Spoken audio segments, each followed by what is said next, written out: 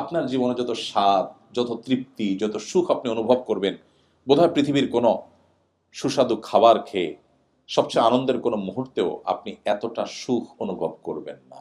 আল্লাহর কাছে ক্ষমা চাওয়াটা এত আনন্দের, এত তৃপ্তির।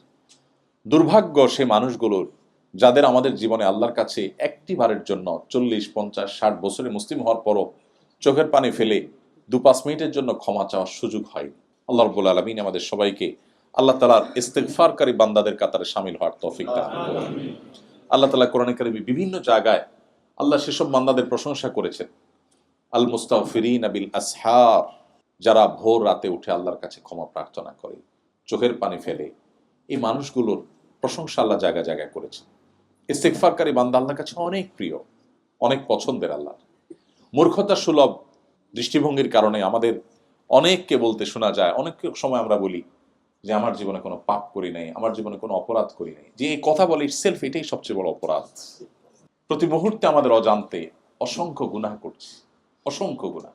তো যাই হোক, আল্লাহর কাছে মাগফিরাত লাভ, আল্লাহর কাছ থেকে এটা করার জন্য আল্লাহ আমাদেরকে দ্রুত গতিতে অগ্রসর হতে বলেছেন। এই জন্য আমরা সেই কাজটি করব। আল্লাহ আমাদের সেই তৌফিক দান করুন।